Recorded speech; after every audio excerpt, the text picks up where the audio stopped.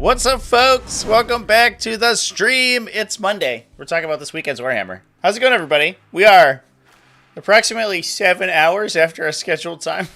I apologize for that, everybody. There was no way I was a functional human this morning. It was impossible. I'm trying not to make a habit about it. But yeah, Sunday was rough. It was a hell of a day. I think I was awake for like 23 consecutive hours, and I think of them between working, like streaming, travel, and the Monday video, I think I worked for 21 of them. So I was too tired this morning. So we took a nap, and we're here. We're talking about some team events. I think it's time to discuss some team events. I apologize, my headset cable it's really curly. This is a brand new headset, by the way. It has a removable microphone, which I kind of dig, because I'm using my fancy microphone right now, so I don't need it. But it like curls. It like curls up. Look at this. Look at this tangle. Absolutely distraught. This was straight a moment ago, and now it's like, nah, dude, we're gonna get kinky up in here. Oh, man. But yeah, we got a bunch of team events going down this weekend. The International Team Tournament went down. We also had the Beer and Pretzels Open. That was a 16-player team event over in Canada. That was covered by Tabletop Live, by the way. So if you're interested in that event, you can actually go watch that one on their channel. And I think that's a good contrast to the single stuff that we're going to be talking about between today, or the stuff this morning, and tomorrow. I just put it up on the calendar. We're going to do a World Championships Warhammer list review show. We're going to look at some lists from that event. But yeah, I think that's what's going on. Might be a little bit of a shorter show today, chat, just so that we can get things in before the evening. But I want to thank everyone for coming and hanging out, even though it's a little bit of a different time frame than normal. Next week we'll definitely be on a regularly scheduled show where it's going to be the regular time and stuff. This week was unfortunately, the event this weekend was just too tiring. I was dead. But anyway, thanks for everybody for coming and hanging out with me. I appreciate that. Hope everyone enjoyed the coverage of the standoff this weekend. It was a pretty good event. I think definitely a showcase of how cool Genestealer cults can be. It was interesting listening to the players discuss the finals matchup. Spoiler, by the way, if you haven't watched all the standoff coverage, you can plug your ears now, I guess.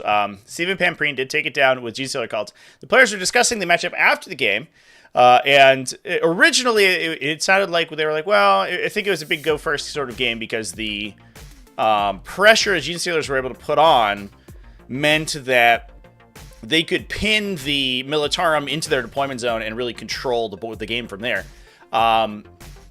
And talking to Steven and Colin afterwards, they were like, well, maybe going second for Genestealers may not have been the worst thing ever, because a lot of the forward operation they had was from scout moves, and they could use those to keep things like Jackals and Ridge Runners safe for a round 2 push. They lose all their Genestealers, but there's a pretty good chance that the Genestealers come back, and you basically, you have to use hybrids and stuff to clear the Ogren in the Militarum unit, the Militarum army, round 1 and 2, and then you set up for a late game push, but theoretically a similar thing happens, and you get bottom 5 scoring. So it was actually, it sounded like Steven, after having played the matchup out, was a lot more confident about it. I think even going second, and really the most dangerous part for him was the fact that the train layout was incredibly open. It was one of the layouts was very, very little in the middle of the table. What did the Knights guy place? I think he ended 3-2. He won all his games day 1.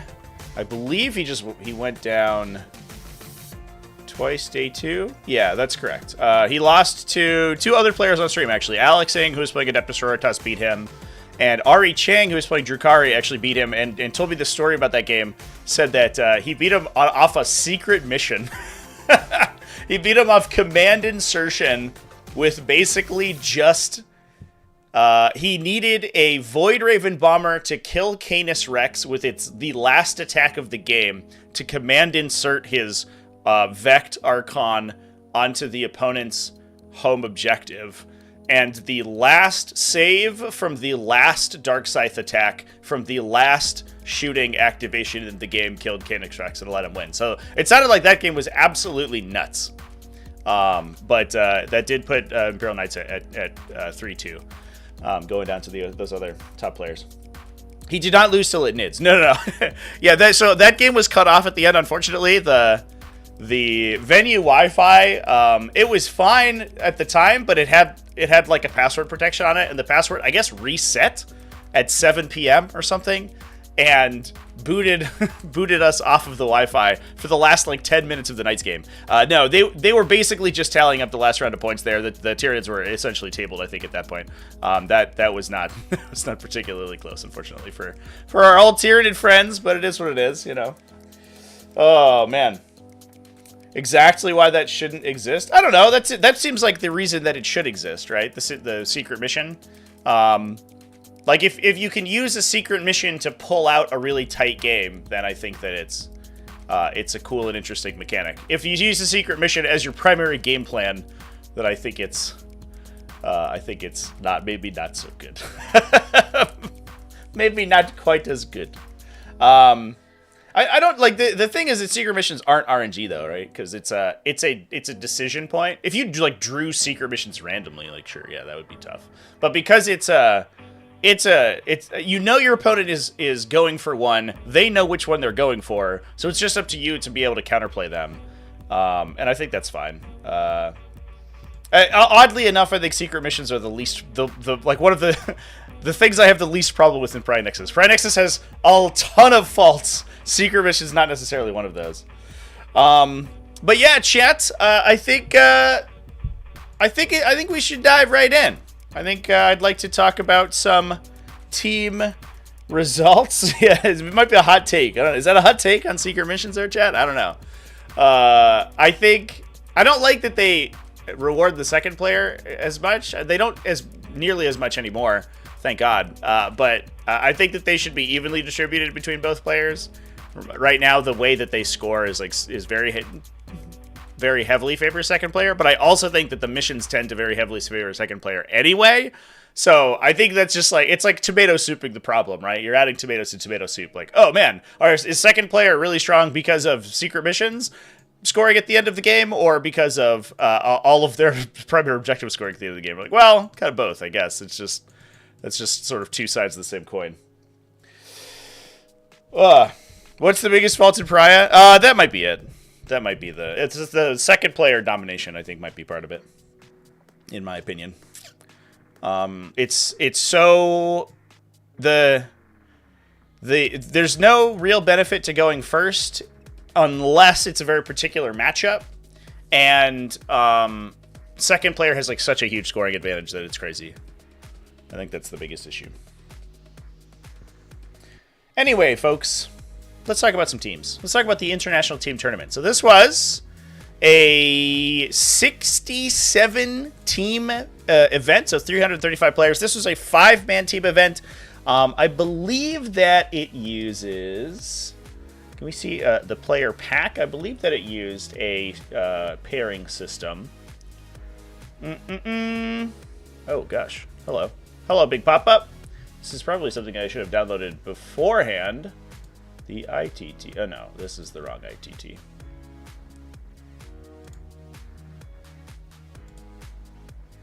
Jesus Christ. I'm a mess today, apparently. Let's take a peek at their pairing system. Well, not if I can't find the packet. Okay. Just kidding, I guess. So I'm not entirely sure how the documents work.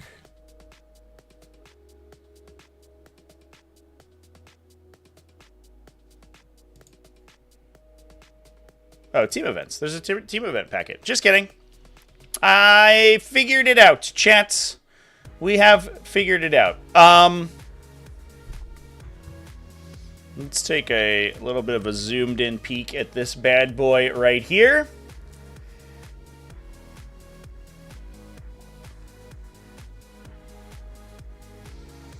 So it looks like it is a similar system to WTC. You both choose a defender from your team. Each team then picks 2 attacker teams. The defender chooses an attacker to play against their defender. Now, some formats actually drop the defender down to the next pairing, but it looks like we're not doing that here. The smaller team, so it is essentially just the WTC pairing process, which is good to know. It was won by Team Ignite, and if we take a peek at their roster, a ridiculously strong collection of players, Gil. Brian Sipe, David Gaylard, Mr. True himself, Yoko Johansson, Patrick Maik, and Vic VJ, all rockin'. This is basically, it's called Ignite because they're igniting the 40k fireside chat, right? To talk about their results over the course of the weekend. Can Pariah's second player scoring advantage be fixed by giving the first player 5 to 10 points at the start of the game? I don't know. I don't know. I don't know if I've put enough thought into how to fix it to be able to talk concretely about how it should be repaired. I think we did. All right, I took the beat on the tangent the second time around. I think that top of round scoring is inherently toxic to how 40k plays, and I think that we should entirely redefine how missions are scored from the ground up. The downside is that the mission format right now basically like takes the DNA of the old Nova Open format from 8th edition because of how closely Nova worked with GW to design their mission packs, and that's just what we're left with, right? It's been like that for 2 editions. It's not going to change. But I don't like it. is my opinion. There you go. We got a little bit. That was a little bit of a discussion talk there. I don't think that top of round scoring is particularly interesting or cool in 40k. It's probably a little bit more interesting in 10th edition than it was in 9th. In 9th edition, it was incredibly toxic. But yeah, I don't think it's quite as interesting or engaging. Just like sitting on an objective and hoping that you tank your opponent out is not, I think, in my opinion, a very fun way to play the game. But it is what it is. Let's talk about some lists, though. So we have 2 really strong defenders. At least I imagine that this is a pretty solid defending list. If it is Skitarii Hunter cohort, it's Rad Zone core. Just kidding. We're gonna freaking kill people with arc rifles. Okay, sick. All right, so that's interesting. I think Rad Zone core it offers you some similar benefits to running your Skitarii Hunter cohort. Like, you still get access to all of the forward operation and all of the same unit options that you still have in Skitarii Hunter cohort, but what you do have access to is these much more effective ranged attackers. So we are running like this mass of Taraxi. We're really leaning into that, like the Taraxi being directly proportional to win rate over here. What is this? 30 Taraxi? Let's go. But we also have access to this huge brick of Cataphragm Breachers who can totally change entire matchups because of how effective they can be. So that's cool. Grey Knights are a great defender list because they are good at scoring fairly heavily. And I also wonder if we're maybe using sort of Astra Militarum in a similar position as well. Oh, dang! True rocking Iron Hand Strachan. Dude, all right, these lists are cool. Let's dive into it, chat. Let's go down the line. We're going to start with Brian's Space Marine list here, Adeptus Astartes. We're running an Ultramarines Gladius Task Force. An Apothecary Biologus with Fire Discipline, a Neo Volkite Pistol Power Fist Captain, no enhancements, Robotic Element and Uriel Ventress, sort of standard stuff, 2 units of Assault Intercessors, triple Ballistus Dreadnought, an Eradicator Squad, an Incursor Squad, an Infiltrator Squad, a Repulsor Executioner, and double Scout Squads. Obviously, the Repulsor Executioner and the Ballistus Dreadnoughts have sort of a good internal synergy. The Ballistus Dreadnoughts, if you're above your half not below half strength, they get hit rerolls against you. One thing that super helps in lists like these that are taking a variety of offensive threats is that means the ballistas dreadnoughts can operate independently without having to rely on oaths of moment. A similar thing happens with the Eradicator squad, because firing at heavy targets, the Eradicator squad will get rerolls as well. And then you can use your oath of moment to buff up yourself against for the targets that your assault intercessor squads are going into. And it looks like we are running a captain and Uriel Ventress in those 2 assault intercessor squads, who are probably just going to hang out in the repulsor. So we have 2 fairly aggressive melee threats there. They obviously have Honor the Chapter, they have Assault Doctrine, they have a bunch of offensive benefits that they can get, and they're almost always going to be benefiting from hit rerolls since your other stuff has baked in rerolls already. Kind of one of the craziest things about Ballistas Dreadnoughts getting a points cut, because they were so independently efficient. Now they're just even more so. We also have an Incursor squad to buff that up as well, actually, so we can give +1 to hit. That also, I think, helps you with the Eradicators, since the Eradicators will often want to be fishing their attacks. Because they critical on 5s, you're basically better off re-rolling all of your attacks that aren't critical hits. And the math gets so much better if you have that +1 to hit, because even if you re-roll a successful hit, it only then fails on a 1. So the chance that you you still succeed on the reroll is very high. So that's kind of another good internal combo there too. But then once the Ballistas Dreadnoughts have shot something down below half, the Repulsor Executioner gets +1 to hit against it too. So that even in and of itself has an additional sort of synergy, its own way to get a hit bonus too. The Repulsor, I guess, is the one thing that doesn't really have any rerolls or hit bonuses built in, but it can also get the benefit of the Incursors as well. This is a very tight list. I actually really like this. Plus, it has Guilliman. So, like, after all that, right, you're fighting... There's 3 Dreadnoughts shooting at you the entire game and just wandering around. There's 2 Repulsor bodies, one of which is going to play fairly aggressively, with 2 pretty reasonably threaded, like, melee threats in there. And then behind all of that is freaking Roboot Guilliman, dude.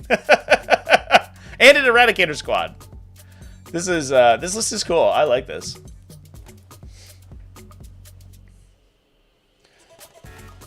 Are we looking at the Legends event? We can, if we have time, we can take a peek at the Legends event. I don't know if I'm quite as interested about talking about Legends because it's, I don't know, it's Legends. Like it's not, it's not quite as useful information as it's not a format that gets played very often. It's like a slice of pizza with 1 pepperoni, just a little touch of pride. X is complaining. Cool stuff. All right, this is I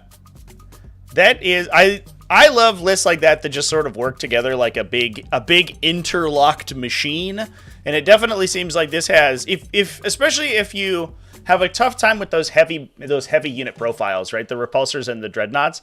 If you can't trivially remove those, that list is going to be a real pain to deal with because it comes at you from so many different angles, right? Like you can't just play the keep away game because its melee threats are good. You can't just play a jamming game because its range threats are good. And that's just the classic benefit of Gladius Task Force. All right, let's talk about David Gaylord's Iron Hand Strachan list real quick here. Iron Hand Strachan, by the way, so criminally underplayed. What a freaking truck that guy is. I think we talk about him every time he comes up on stream, but this dude's data sheet is like silly good. He's a 2-order character with 6 2-damage melee attacks that get full rerolls. What? For 55 points? Excuse me? This man is a silly goober. And then he also gets a strength and AP bonus, or strength and AP, right, on the charge from attaching into Catachan Jungle Fighters if he is doing that. We have Gonskos, Lord Solar, a Tempestus Command Squad, a Primera Psyker. Oh my god, dude! Is this my favorite list? Is this a Mechanized Infantry fire support list? Chat. Is David Gaylord my favorite person now? So Tempestus Command Squad, a Primera Psyker, 1 Tank Commander, 2 Tank Commanders, no Grand Strategist. Fuck it, who needs it? Get out of here. Catachan Jungle Fighters times 3. So we're probably jumping Strachan into a Catachan Jungle Fighter squad. But one thing that's useful to do with him is because he's a 2-order character and he just orders regiment infantry, or regiment units, I should say. He's not keyed to Catachans like some officers are. He can disembark transports and order like Tempestus Scions and stuff, which is pretty cool. We have 2 Ogred squads because they're cheap as hell. A unit of Tempestus Aquilons, a big Tempestus Scion unit. Okay, so it's not. I don't think it's a fire discipline squad. A fire discipline, or a fire support build actually. So it's still fun. Still good. 1 Hellhound, a Leman Russ battle tank, Leman Russ exterminator, triple chimeras. So we have chimeras embarking, I think, all of the Catachan Jungle Fighters, it looks like. We don't have a platoon command squad. So we are just running Lord Solar by himself, I believe. Yeah, that's what it looks like. But that said, the Primaris Psyker is still a pretty impressive inclusion. He goes absolutely buck wild if you have wound rerolls on him from fire support, but you don't necessarily need it. He can attach in alongside the Tempestus command squad into a unit of Tempesters, or Tempestus Scions. So the unit gets their own baked-in special weapons. Obviously, we've seen how powerful the 10-man Tempestus Scion squad is, right? It gets 3 melta guns, 3 plasma guns because of the attached command squad. And then the Primaris Psyker, let me pull up his datasheet real quick, actually. He's D6 plus 3. I think he's Strength 6, AP2, 2 damage, hazardous, devastating, blast, I believe. But I'm gonna double check myself on that. And then the big benefit there is that because he's attached into the unit, he'll also get all the benefits of any orders you're assigning to them. So one of the cool things that you can do if we're running a command rod, which we are, very cute. So you can dump the Tempestus Scions down, disembark, and this is why Iron Hand Strike is so important. He's in a transport with his Catachan Jungle Fighter buddies. He disembarks the transport, which means both he and the Tempestus Scions have set up on the battlefield that movement phase. That means that because you have Voice of Command, Strachan can issue his orders at the end of that movement phase. So you have 2 sources of out-of-phase orders, which you can apply to the Tempestus Scion squad and whatever else. The command rod lets you take 2 orders, so you can get +1 shots on all your rapid fire weapons, first rank fire, second rank fire, and a +1 to hit. The +1 to hit is going to affect the Primaris Psyker. Yeah, he's firing D6 plus 3 blast, 6/2/2, devastating. He gets +1 to hit from the order. He also gets sustained hits from the Tempester Prime. So he's just firing a crap ton of these ridiculously efficient sort of medium infantry killers. You can reroll all that to fish for sustained hits. It's all great. You're getting lethals against infantry. It's just amazing value. And he can also protect the unit on the crackback with a 4+ invulnerable save. Although I think he might actually disallow you from deep striking. I don't know if I've ever played him in that capacity. Is there a... Do Tempestus Scions have an override for that?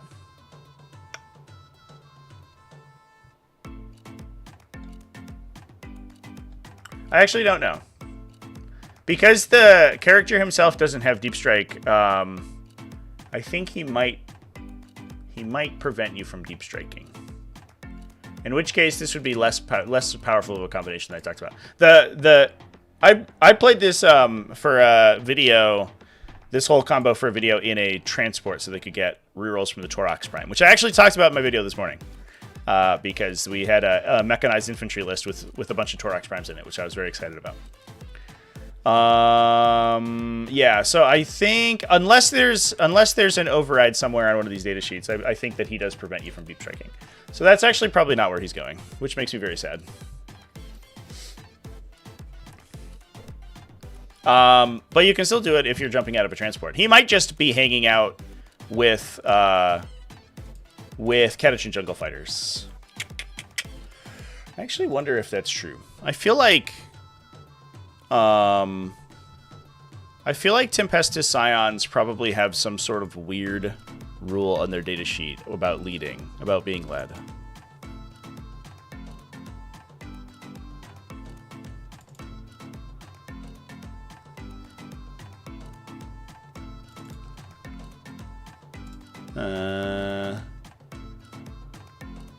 No. Yeah, I don't think so. Dang!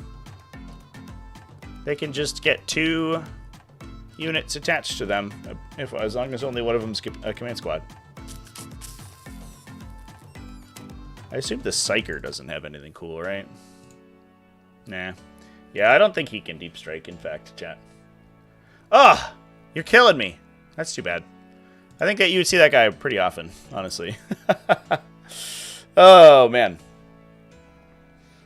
Alright, well, fair enough. I guess you can't do that with a deep strike. You could, like, normal strategic reserve them, I guess. Ryan G donated $10 through Super Chat. Can we be graced by the WTC list including our Lord and Saviour Harridan? He shall arrive not on the first turn, for that is against core rules, nor on the third turn, because it is greater than turn 2. Ryan G, thank you for the super chat, my guy. Big thanks, my dude. I think you mean World Championships list with a Harridan? Well, we're gonna have a whole day of World Championship stuff tomorrow. World Championships talk is tomorrow talk. I don't want to spoil it for myself. I haven't had a chance to go over them, but I'll do that tomorrow morning, and I'll take down some notes. We'll talk about some spicy ones, and we'll for sure talk about Harry Dan. Absolutely, definitely. Thoughts on why Knights, especially Chaos Knights, are showing up all of a sudden? Turns out when you take a faction that was already pretty good and you reduce the cost of their best unit, they just become better. I also think that we're in a little bit of an infantry metagame. And Chaos Knights are pretty good at clearing that. Stuff like Genestealer Cults has a little bit of a problem with sustained anti-tank. Like, they can blitz down a tank if they really need to, but doing it over and over again gets tough because they start to run out of their like buffs and stuff. Like, once you kill their attached characters and the unit refreshes and then they have to like make charges and do weird stuff, it gets way worse for them. So they peter out, and I think just the ability to present them like just like 200 wounds at T10, I think it becomes a little bit of an issue. That might be part of it, you know, and then the fact that just everything's an indirect blast with a 12-shot, like, GAT gun, and a sweep profile potentially is also really good. Ryan G donated $2 through Super Chat. My body and soul are ready. Tomorrow it shall be. Tomorrow it shall be. Yeah, once this stream is over, I already have that stream event up, so you'll get redirected over to that. We're gonna be live normal early morning time tomorrow. I also have another game scheduled tomorrow as well. We're gonna be playing some Demons tomorrow afternoon, so it's gonna be a lot of streaming. It'll be great. It'll be great. They weren't doing badly, right, Chaos Knights? They were doing pretty well. They just weren't like sort of blowing people up. And then I think that getting a buff and probably being in what is likely to be a bit of a favorable metagame for them means that I think they're looking pretty okay. We actually saw that happen a little bit when in my Angry Joe stream when I played him. After the WAD turn, 20 orc boys, like unmolested, charged into a brigand. And the brigand didn't die. Killed half the unit with shooting. Didn't die to the second round of combat. 2 more rounds of combat progressed, but because they're just swinging for 6s, nothing happened. Because once the WAD turns over, everything sucks at fighting. And over the rest of the game, the brigand just killed the entire unit slowly with its chain gun. Yeah, I think that's probably happens a lot in those infantry matchups where if you're just you're banging on the door and the brigand won't die and it's killing like 10 models a turn. And you're like, this is brutal. Any links to the maps I use in my TTS? Yeah, so TTS40k.com is the website for my circuit, T5S2, the TacticalTortoise Tabletop Simulator Tournament Series. All the maps are there. If you go to TTS40k.com/maps, they're all there. They're also in my Steam Workshop. So I'm interested in David Gaillard's list about the inclusion of the Primera Psyker. I like this Primera Psyker. I imagine that he ends up just chilling with Catachan Jungle Fighters. It definitely feels unfortunate that he can't drop in, at least to my knowledge, alongside the Tempestus Scions. You have to use a transport. You have to use them in a transport capacity for that. But being able to jump into Catechetical Fighters also seems fine, I guess.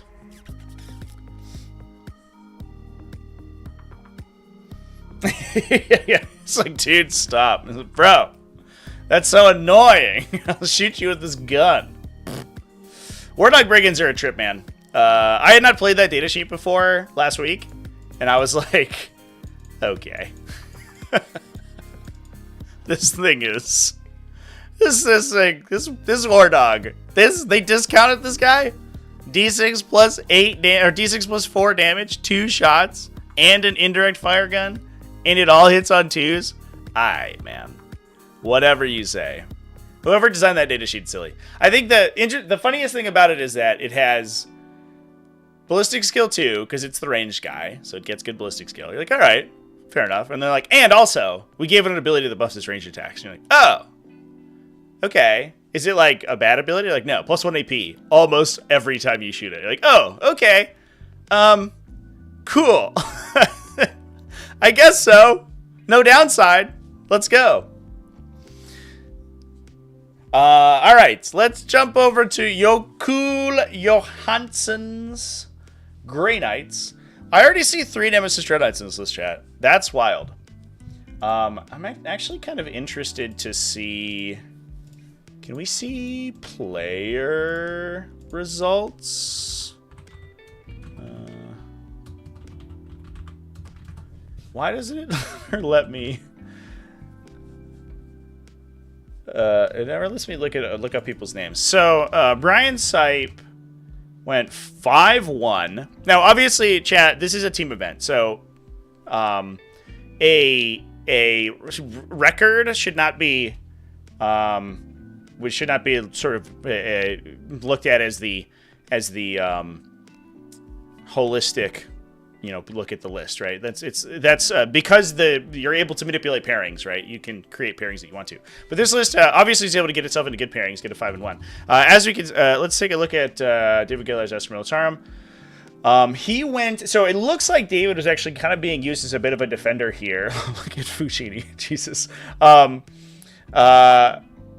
He had a 14, a 10, and 11. That typically means that you're using them as a defender and you're using them to act as a bit of a points buffer. Obviously, he had some pretty solid wins, but only one of his wins was super big. Whereas Brian, I think, was a little bit more of a killer because he was trying to get those huge 20-0 wins, basically. Yokul here. I hope I'm saying that right, by the way. Somebody in the comment section light me up if I'm absolutely butchering it. Was definitely the defender, right? He's trying to get these scores where you are trying to equalize out your opponent. Not necessarily win against them, but you're at least trying to equalize them. Although he had these 2 20-0 victories, which could definitely helped quite a bit.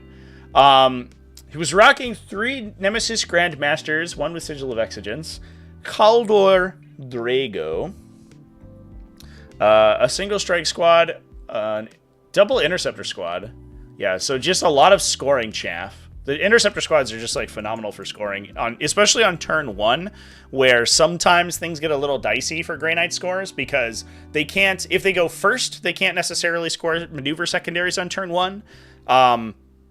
And even if they go second, they don't necessarily have the opportunity to deep strike effectively because oftentimes you can screen out very effectively turn 1. But the interceptor squads are so fast that you can still score stuff with them turn 1 regardless. We also then have 3 more Nemesis Dread Knights and a Paladin squad. 5 Paladins for Kaldor Drago to jump into. I think these guys are probably in here for their shooting, right? They're lower OC than the Brotherhood Terminators, but I guess they hit harder in melee a little bit. It's like a side grade, right? They have a better weapon skill, but no lethal hits.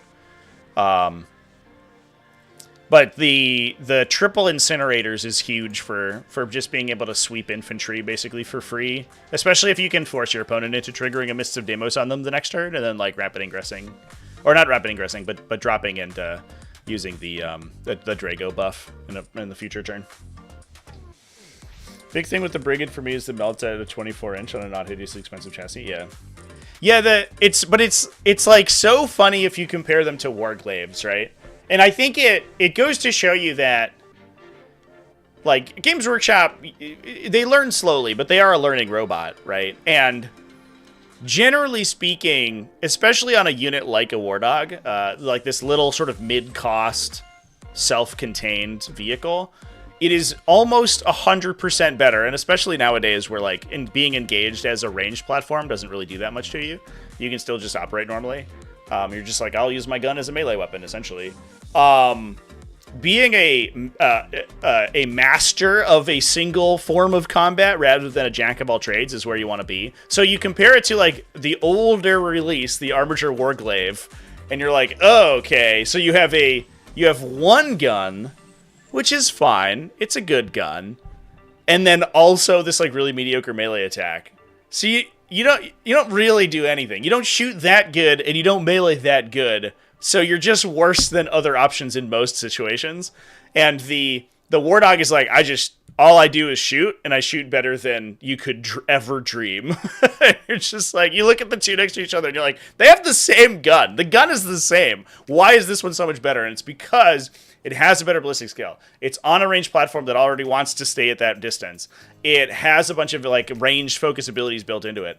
It's so much better of a data sheet, and I think that they like learned their lesson with Armiger Warglaives, it feels like.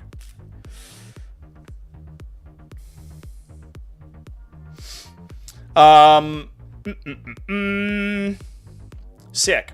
So this list is running the Nemesis Dread Knights. I honestly wonder.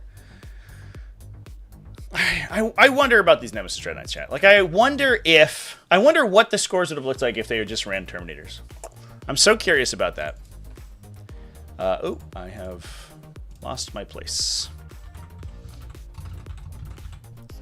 Because the Nemesis Dread Knights, I think, sort of, they give you this, they give the team this out for, like, heavy infantry spam, right? You see a bunch of Terminators, you're like, I'm gonna put my sight cannons up against that, let's go. But on the flip side, and they force the other team to work around, like, these deep striking range threats, but on the flip side, they score so many less points. I don't know.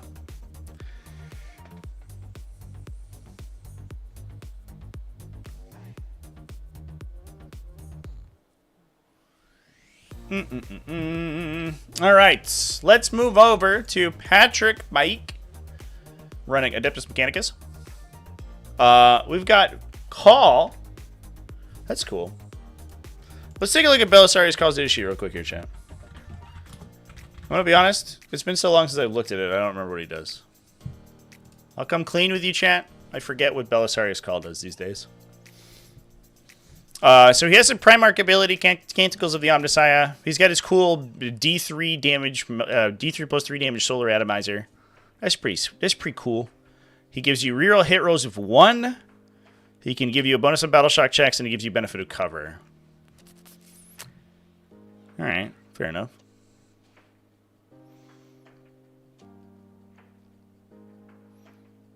Did he get an update in a balanced data slate, chat? Am I a crazy person? And I feel like I'm an insane human. Let's look at old Belisarius over here. Oh, he just got Doctrina Imperatives. Okay, fair enough. That's what I was remembering. So interesting. I guess reroll hit rolls of 1 is good if we are rocking sort of the backline shooting brick, which we are with Iron Strider Ballistari. Okay, so he's likely to chill with the Iron Striders and buff their ranged attacks, I imagine. You don't need him for the Breachers, because the Breachers already have hit rerolls. And then they're going to get sustained hits from a Peerless Eradicator. Yep, Attack Priest Manipulus.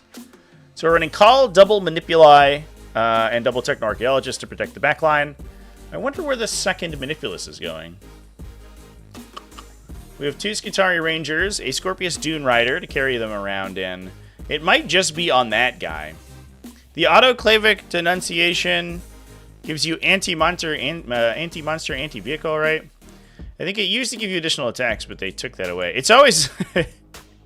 The worst part about Rad Zone Core is how heavily they rewrote it between the Index and the Codex. So I remember playing against it a ton of times in Index version, and now I just literally cannot keep straight what it does. Yeah, so you get anti-infantry 2. Oh yeah, not monster, anti-vehicle. Anti-infantry 2, anti-monster 4.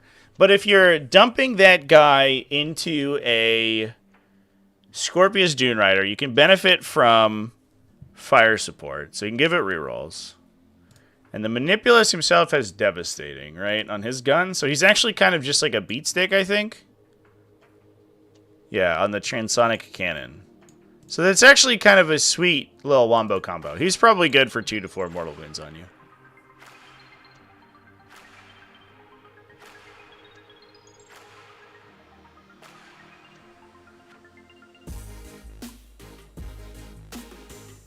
It's funny, like, how much less exciting this gun is. This Magna Rail Lance.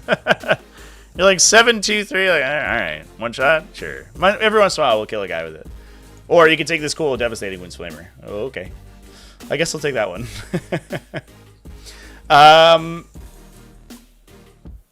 Especially with anti-infantry too. Jesus Christ.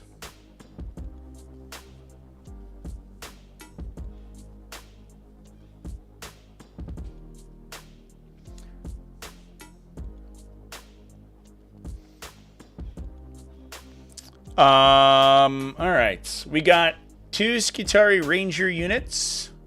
Scorpius Dune Rider, triple Iron Sword Bellistari, as we talked about. The big Catafront Breacher team.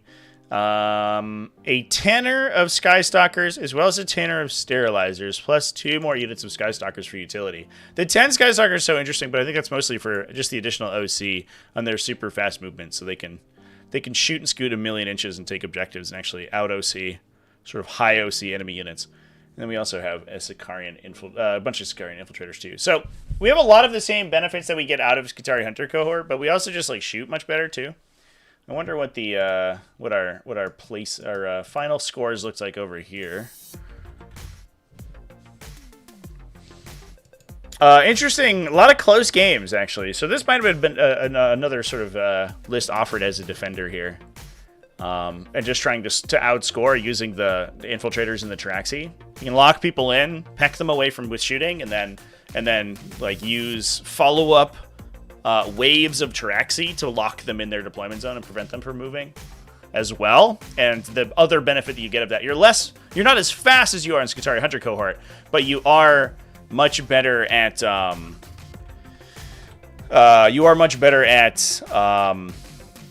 doing damage. Vic VJ over here is rocking Bringers of Flame. Triple Canoness Bringers of Flame. That's fascinating.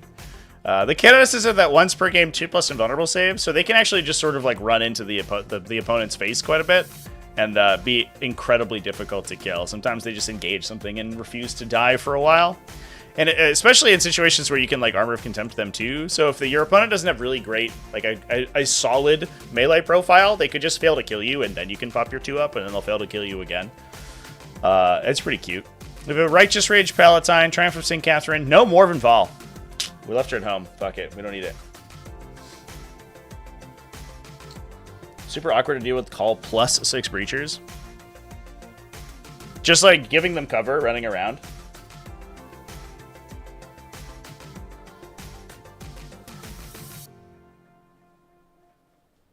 Oh, sure, and he can also provide them the battle line buffs. Oh, yeah, I didn't even grok that.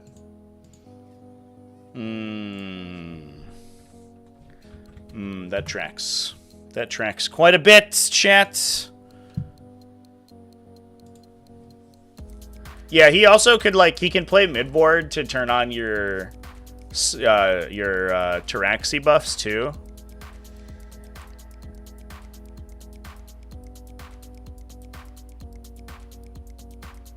Yeah, that's actually interesting. Yeah, I'd forgotten about that.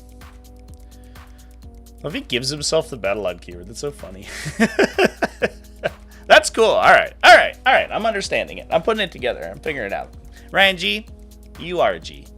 Thanks for pointing out that that buff that I forgot. All right, Vic VJ. We're rocking double immolators, triple castigators, plus a Dominion squad to go into the immolators, triple exorcists, and a novitiate squad. Okay. Well, fair enough. 3 castigators, 3 exorcists, 2 immolators? Okay. No wonder this list is called Not Even One Brain Cell Needed. And you can just like use the canonesses basically as your screen. You can run them in the Dominion combat squads if you want to, but oftentimes you just run them by themselves and they just run up into your opponent's face. And you're like, what's up? I'm standing in your way. You can't even get to my exorcists because I put a single model in front of you. You silly goose. What have you done? Let's take a quick peek at what Vic was rocking here. Okay, so I think Vic was probably a defending player. I think it was gonna be Sororitas and Grey Knights up first, and then they could try to pin better matchups with the other lists to get the big 20-0s. Is probably what the strategy was. Although the Adeptus Mechanicus are pretty good at it as well. Although you do need to be in situations where your opponent's not very good at clearing out the sort of screens. What's interesting is that they had these you know, they were able to go 6-0, but their wins weren't huge, and they didn't have any of those rounds where like it didn't look like they 90-10 to the last game. Jesus, okay. Is that real? That can't be a real score. Can we see pairings? Did they just call last round? Yeah, I think they did. That looks like a concession to me, chat. I don't know. Unless that really did happen, in which case, Vanguard Tactics, oh no. What have we done?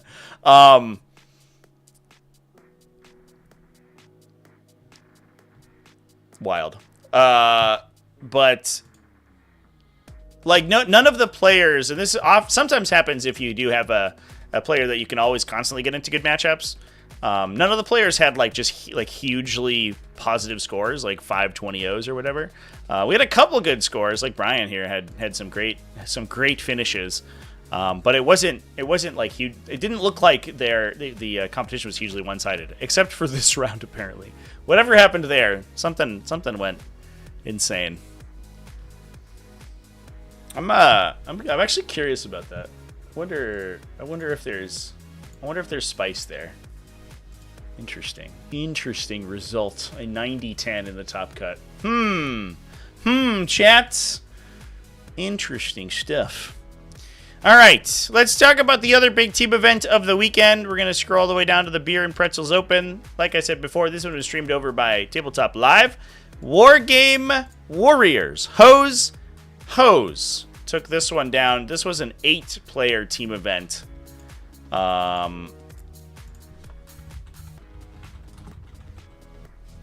So we had... we have a lot more to take a peek at. I'm interested, especially in some of the less standard. Like we have Adeptus Sororitas in there, pretty standard. The Necron list, I believe, was a Triarch Stalker list.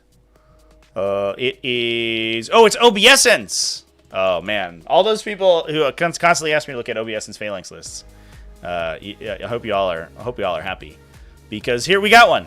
Here we go. Ryan Pierce. Rockin' OBSence today. Imhotep the Stormlord, the Silent King, and Trazen the Infinite. Wait, we actually brought Trazen the Infinite? Chat. That's insanity. What? What? What is happening? Is he... Oh, he's just in a a Lich Guard unit to turn on their buffs? Wild.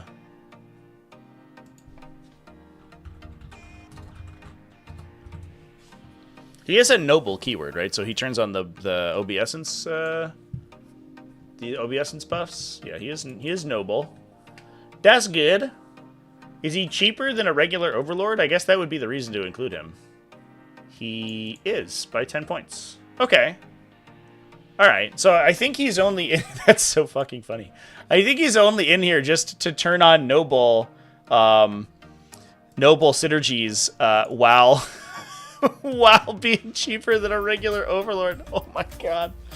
Oh, Trazen, how far your star has fallen. Although I don't know if has Trazen ever been meta? I don't think so. But that's so interesting. I guess he also gets his unit objective secured, and they're hard to kill, so that's like also pretty good. But that's about all you're getting out of him. He has a really bad melee attack. And that's all he does is his leadership ability. 6 wounds, I guess. It's kind of hard to kill. But he doesn't have -1 damage like a regular lord, so like, oh, Trazen. Poor baby. Poor baby. Well, you know what? We found the one use for Trazen the Infinite, chat. It's to grant the noble keyword to a Lich Guard unit, and have them be led.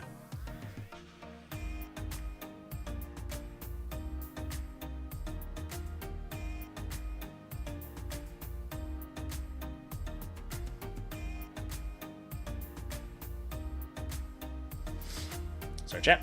And replied with text. We got 2 units of flayed ones, 2 units of Lich Guard, so we can have attachments for the 2 characters.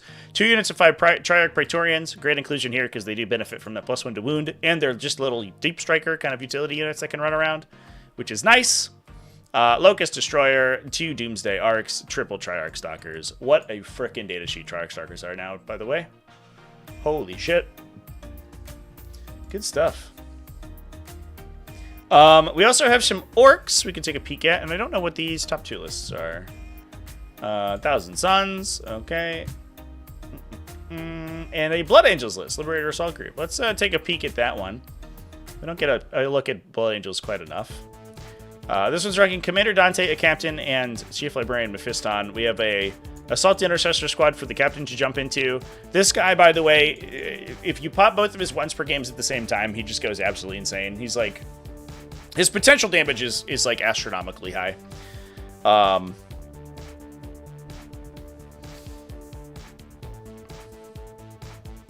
Especially if he's attacking his Oath target and he can fish for sustained hits. We have an Impulsor to deliver the Assault Intercessor unit, 2 Assault Intercessor jump pack units, a Centurion Assault Squad. Whoa! Whoa! What? Triple Gladiator Lancer, an Infiltrator Squad, a Sanguinary Guard Squad, and a Scout Squad, plus a Calidus Assassin.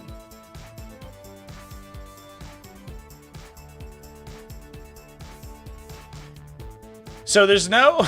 This is so wild. So there's no delivery system for the Centurion Assault Squads? It looks like, right? There's no... Yeah, I guess the big 6-man doesn't fit in anything anyway. But they do benefit pretty particularly from the detachment abilities, because the Centurion Assaulters, they only have 3 base attacks.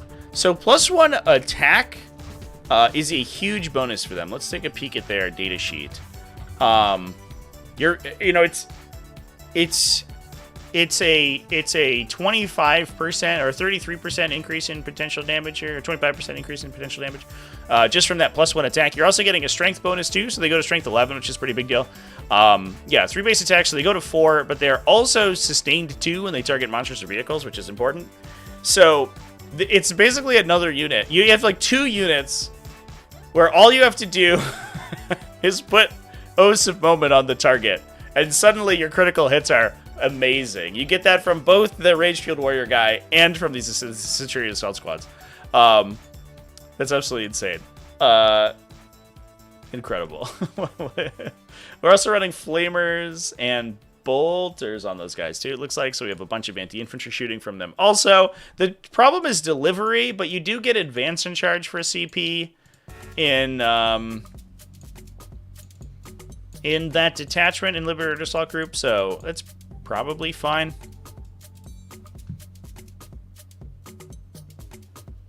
It's probably good enough, right? And especially if you do have enough shooting to like force your opponent in. You have a couple utility units that can try to force your opponent in, and then just like hold these guys for mid to late game, and it's probably okay. If they're just like chilling in a ruin in the center of the table or rapid ingressing off of strategic reserve, that all works for them pretty well. What a unit, chat. Incredible. I think that this also gives... This is probably particularly good in team events because it gives you this brick that some armies like simply can't afford to run into, right? You can't put like a toughness skew, like a bunch of big knights or like grid and clean ones or something in front of this unit because they'll just kill them. They're like, I don't know, sustain 2 full rerolls, hit and wound. Take like 42 damage on average. Okay, cool. And then the interesting thing too is that all of the shooting in the army, and this is basically the same thing that we saw out of Brian Sipes' list, all of the shooting is self-sufficient. So the Gladiator Lancers have their Aquiline Optics reroll, so they don't, especially unless they want to fire all their anti-infantry guns, they don't necessarily need to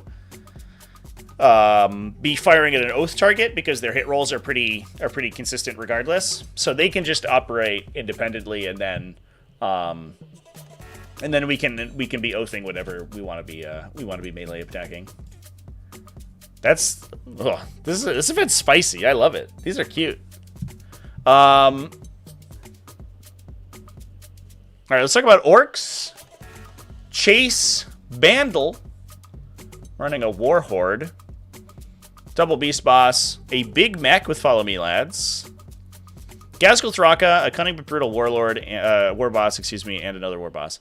2 units of beast snag boys, a big brick of regular boys, double trucks, a big battle wagon, some def coptas, some flash kits for shooting, Gretchen for the utility, a kill rig, mega knobs, regular knobs, and storm boys. Light on the knobs, otherwise fairly normal. It is a kill rig list, which is cool to see. You have mega knobs for old Gaskell Thraka to jump into. And then, yeah, otherwise, pretty standard stuff. Beast Snagas probably jumping into one into a truck, the other one into the kill rig. The big brick of 20 boys is probably in the battle wagon. The Big Mac's the interesting inclusion there, I think. And then I also want to let's talk about some Chaos Demons too. I love talking Chaos Demons, chat. This is a Demonic Incursion. We got Bellicor, we got a Guo with Endless Gift, a Keeper Secrets, and Shalaxi Hellbane, plus a Slavity Bile Piper. Just a little 55-point idiot to go do actions. We do have a Plaguebearer unit. The Bile Piper adds one... I want to say he adds 1 OC.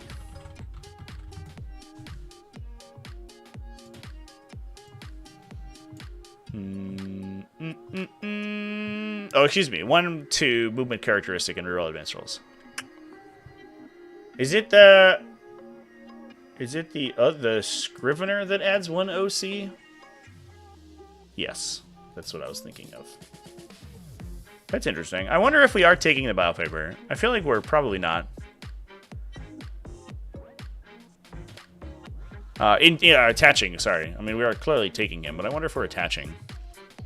+1 movement is pretty cute, though. Is the Emperor's Champion a good data sheet? Yeah, we actually watched him. We watched him on stream on Saturday. He one-shot Morvenval and then killed her entire Paragon Warsuit unit in over 2 rounds of combat. So, I mean, I would say he's pretty okay.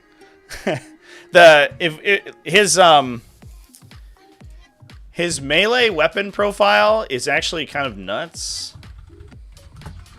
And then he gives himself +1 to wound against characters, which is fairly relevant. But like for a champion profile, his melee attack is insane. The downside is that like everything he does is melee, is basically just like all melee all the time, and he doesn't really give you any bonuses, right? There's no attachment ability. He's just a guy, but like he's 6 attacks at 8 AP 3 damage, and he can sweep for 10 attacks at 8 strength 6 AP 2, and he gets a blank, and he's potentially +1 to wound also. So like honestly, like just hits fucking insanely hard. The downside is like the strength 8 against vehicles, I guess, but realistically, you're like, I think trying to either get him bonuses against that stuff elsewhere. You know, playing him Gladius Task Force for +1 to wound, or you're getting lethal or sustains in Righteous Crusaders. But realistically, what you want to put him into is like elite infantry. Like, this dude will kill Terminators literally all day. He loves it. That's his favorite. That's his favorite food right there.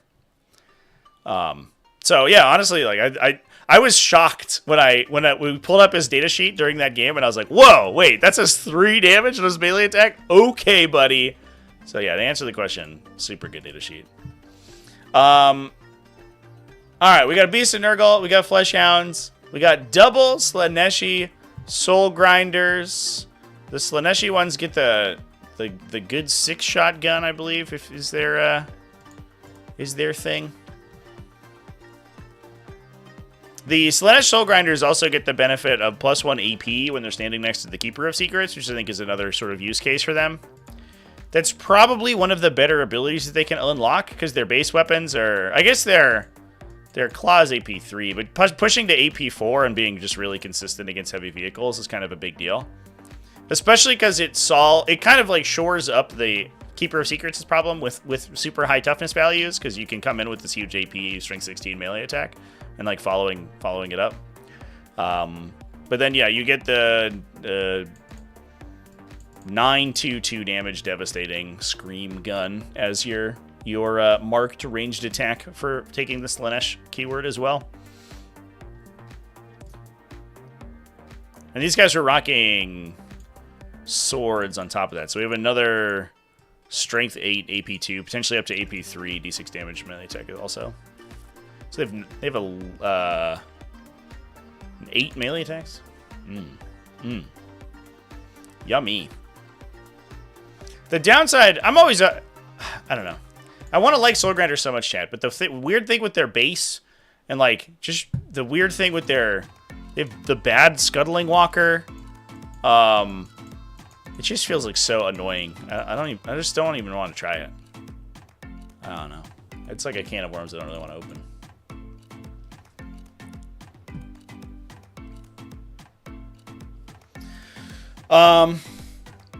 Pretty good stuff though, chats. We got some World Eaters as well.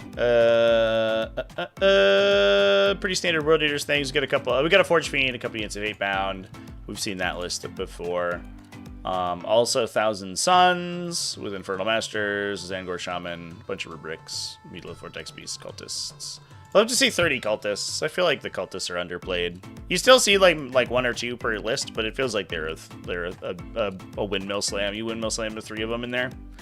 Last but not least, Nick Jagiello rocking some Astra Militarum.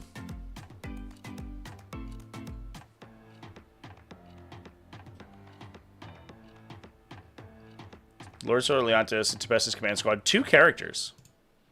So no Platoon Command Squad, no Creed, nothing else, no Tank Commanders. Kaddish and Jungle Fighters, 1, 2, 3 Chimeras, Attilan Rough Riders, a Hellhound, Lumen Rust. Okay,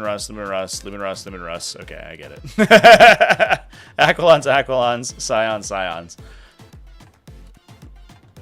So we have a freebie Scion unit to go do actions, a more aggressive Scion unit, double Aquilons because they're amazing, double Ogryn squads, 2 Exterminators, 3 Battle Tanks, and we're basically, I think, just like pushing our 2+ saves right up there. It's so interesting that we're seeing a very distinct move towards these tank commander lists and master vox lists builds for Militarum, where we're basically just letting Lord Solar call people with his regular voice. He's just yelling at the tanks rather than voxing to them. And I guess like it basically halves the cost of Lord Solar. Better, yeah. Almost exactly, right? Because it's like a 60-point unit plus a 65-point squad. So it basically literally halves his cost. Otherwise, he costs 250 points for that whole combo. And for 125 points, just for redeployments and CP, and for honestly like a pretty good top-line profile, Lord Solar's probably fine by himself. Even if you never use an order off of him, he's probably okay. But the 3 orders in that capacity are just like sort of additional gravy on turn 1 or 2, and you can make sure you get them done. That's so interesting. Running orderless tanks, or at least tanks with a inconsistent sort of a capacity to be ordered, I guess, is I should say more realistically. Having played Dune Crawlers in their massive base. Yeah, and that's like not even half of it, right? Because the Soul Grinder is even bigger. The Soul Grinder's like just on the biggest. It's like 160 mil or something. It's just like fucking enormous. That thing's like it's like a knight. What? I don't know. It's very silly. I think I would probably appreciate it a lot more if they were a Scuttling Walker. But the fact that they have the bad version where they only move through certain terrain features is very annoying.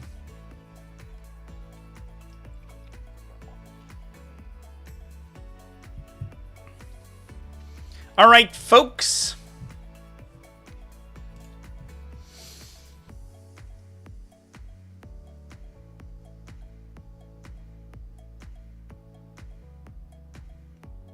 Anything else you want to take a peek at? I do have to hop off in a little bit here. I can't stay for too long.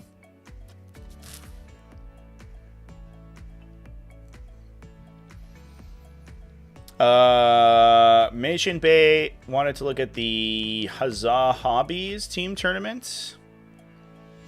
So grinders have all that were meant to be looked at on a shelf rather than played on a table. Yeah, that might be the case. Yeah, I don't know. Soul Grinders are such a weird can of worms because they were like, they were basically just a Defiler resculpt, or like a Defiler add-on kit, effectively. And then they got like ported to Warhammer Fantasy, which is like where the base, like necessity for a base came in. But like realistically, I always think things should have bases. But if the base is too large to like be able to play them normally, then you need to have mechanics that compensate for that, and they just didn't do that.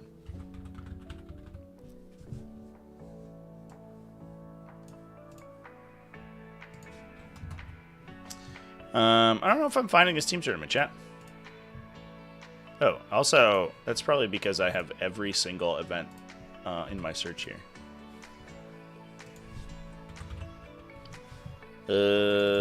I can't find it. Which would be probably why.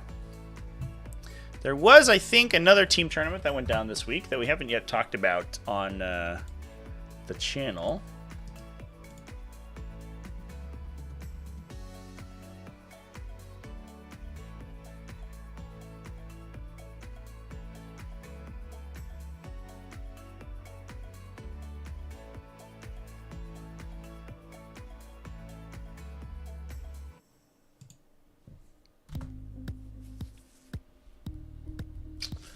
Sorry, chat. My internet's being hyper slow today. Just one of those days. One of them their days. I should honestly probably just play Soul Grinders and like get over myself. Oh yeah, the Trial Italia was another 8-player team event that went down this week. Honestly, the team compositions look fairly set, right? We have Orks, we got Grey Knights, we got World Eaters, we got Blood Angels on most of these teams. Or at least, if not Blood Angels, some form of Space Marine. Necrons, interestingly, in here. What kind of Necrons do we have? Would should also be Over Essence Phalanx? No. Hypercrypta! Hypercrypta. Nightbringer, Void Dragon, Hexmark. Oh, I'm sorry. I think this is cut off. Ugh. Oh, sorry, chat. I know, Inky.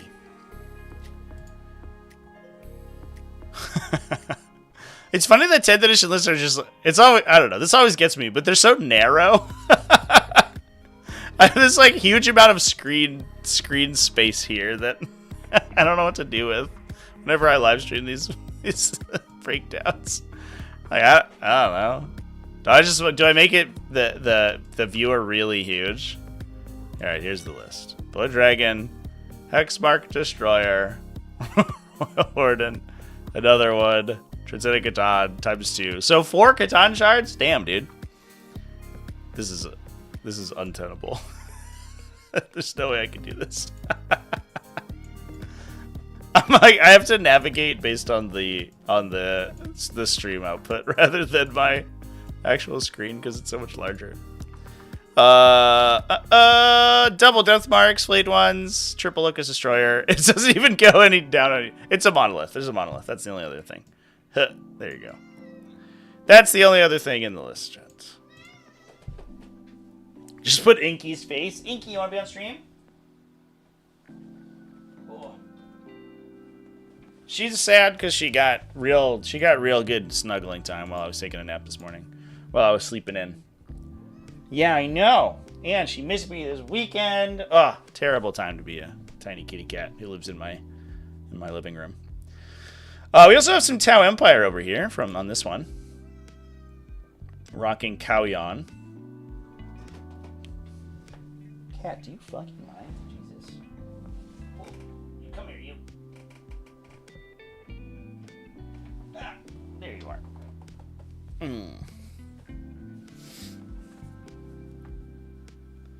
Oh, she doesn't want to come up. She just wants to make a nuisance of herself.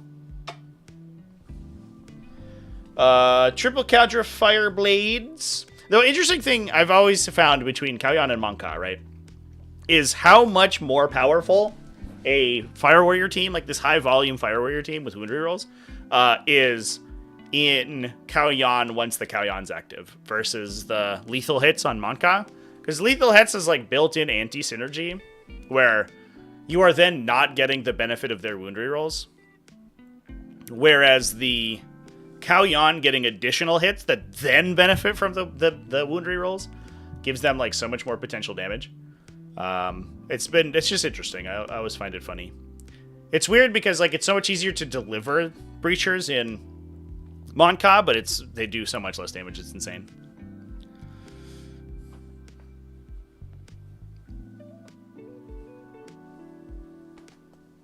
You wiggly baby. Oh yeah, okay.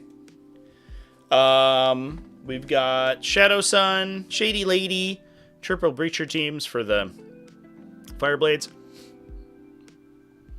triple Devilfish, 2 Railgun Hammerhead gunships.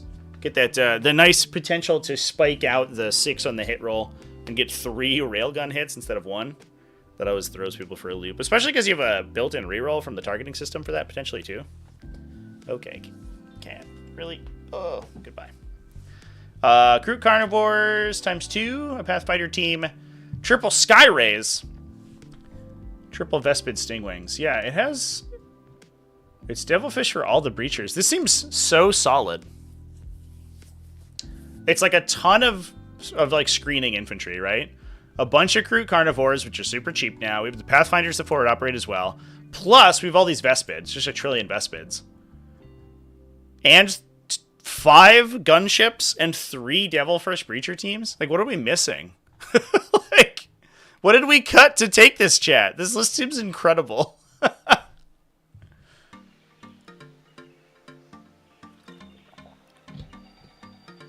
There's just, like, no battle suits, I guess. I guess there's no Ghost Keels or Riptides. They're not very good in Kauyon, but they do give you, like, forward presence. I wish tanks were like easier to get a hold of. I would love to play a list like this. It sounds. I just love big tanks. I don't know. I'm a simple man. Just like the Tower Punish so hard for splitting shooting. Yeah, there shouldn't have a downside to their army rule. I don't disagree with that for sure. The thing I don't like about it is that it makes the ability really sort of parasitic. Like you're essentially required to play a certain type of unit a certain type of way, and if you ever don't do that, then you get debuffed so hard that it's like tough, right? Like you'll never play a big like a big silly knight or something, or like a big brick of Crisis Battlesuit. It's not that it really matters so much anymore, because you're only ever going to shoot one thing. If you shoot anything else, you suck so hard that it doesn't even matter. It never really made sense to me that their army roll would have a downside to it. It was always kind of weird.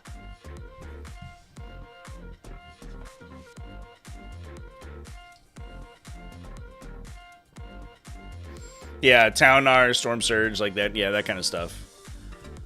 Which, like, honestly, I don't know. Like, is it okay that we have like less big, stupid gun platforms in the format? Like, maybe, sure, but is it good that we released these like data sheets and put a lot of development time into them, and now basically can't play them? No, probably not. Probably less good for the game overall.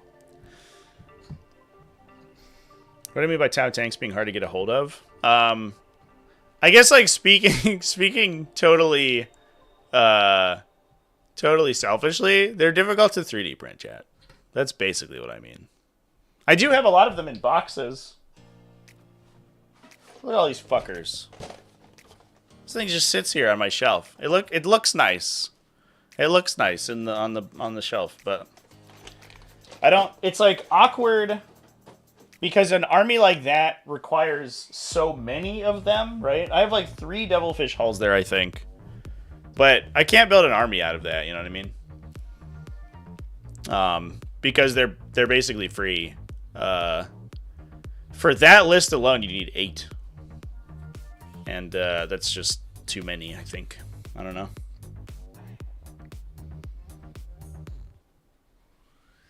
Well, to be fair, chat, the Kroot can't tell the mechs where to shoot. They don't have the ability.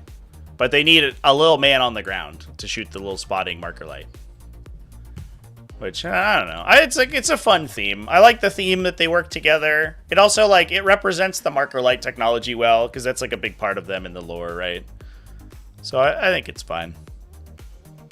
It kind of requires that you play a combined arms army. And one thing that I do appreciate about 10th edition is that they've made, like sort of little, like, combat ineffective, like, scout units.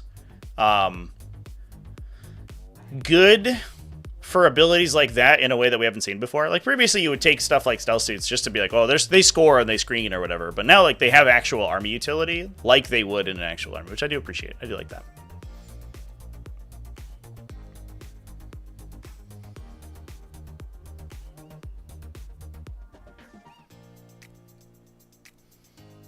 How many boxes you never opened? You know you have a problem. Yeah, I don't know. I think it's part of my problem is that, like, I get really excited about an army. I bought those in 9th edition, but I get really excited about an army and then I buy a bunch of stuff for it. But then I realize how much more stuff I need, and then I get disheartened and I don't even start. That's my issue. I think it's maybe one of the reasons that I like playing big, stupid monsters so much, because you don't need that much stuff to play Chaos Demons. I need some number of little doggy units, and I need 4 or 5 big idiots, and then we're done. But, like, I don't know. If I wanted to play Tau or, like, Astra Militarum, or even Space Marines. Like, Space Marines, like, okay, what do I need? A Ballistic Dreadnought? No. 3 more, and 2 Gladiators, and a bunch of other stuff. And then, like, 25 infantry. I'm like, oh, okay. So then I just get disheartened, and I don't even do it. It's, I don't know. It's a personal problem. Oh, man. Chat. I think that this has been a fun discussion. I do have to hop off in a little bit here. So I think we are going to head to wrap up the discussion. Comes with the kill team sprue. Oh, yeah, that's also up there. Oh, it's in the back. It's behind my Leviathan box. I have a kill team box in the back up there too that's never been opened. A starter set with the Pathfinder team in it. That was for a while the only way you could get the new Pathfinder weapons is the kill team box. So I bought that one time. What a moron I am. Jesus Christ.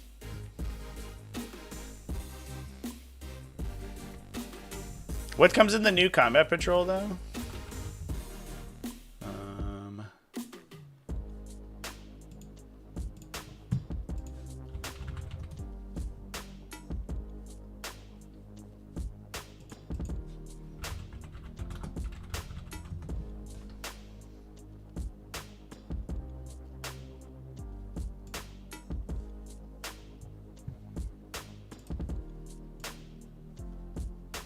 Oh, I zoomed my viewer so far that it's so small. It's a little small baby window now. Alright, new combat patrol is the fishy and breachers and pathfinders is all good. And then 1 commander. You basically get the commander for free, right? That's like essentially what you're paying for here. Because these are like $50 and then this is like $60. That's okay, I guess.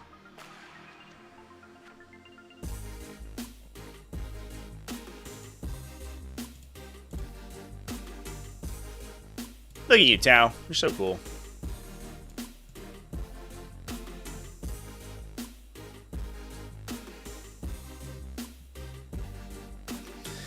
All right, folks. I think I am going to wrap things there, chat. Good discussion of team events. We had some real spicy ones in there, which it's always nice to see. Team events like bringing out some interesting lists. We had some really spicy lists on the Monday video this morning on best armies in 40k. So if you want to see some really cool looking stuff, go check that out. But otherwise, yeah, tomorrow at 10 a.m. U.S. Eastern Time is going to be our discussion of World Championships Warhammer. So get ready for that. We're gonna do a breakdown. We'll go through. I think I might try to go through like lists by faction or something potentially. I'll decide tomorrow morning exactly what format I want to take a peek at it, and then if we have really spicy ones, I might do a video on it separately too. But otherwise, thanks everyone for coming and hanging out. I know this timing was really weird, but holy shit, this weekend was rough, dude. I was dead. I feel a little bad. Actually, it's not. I feel very bad because I think that this is like one of the worst best armies in 40k videos I've made. Not that I think the content was bad, but like my editing wasn't very good. I made a couple of rules mistakes in there, which is unfortunate. And I think that was entirely because I was like, I got home at like 9 or 10, and I was already ready to go to sleep. And I was like, no, we gotta do Monday video. And oh my god, that might have been a mistake. I don't know, but. I've edited most of them out, so hopefully it sounds a lot better now, like after the fact. But it was a whole thing. Anyway, chat, I'll see you tomorrow morning. I think it's gonna be a fun time.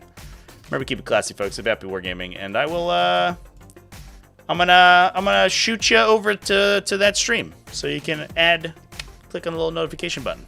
Cheers.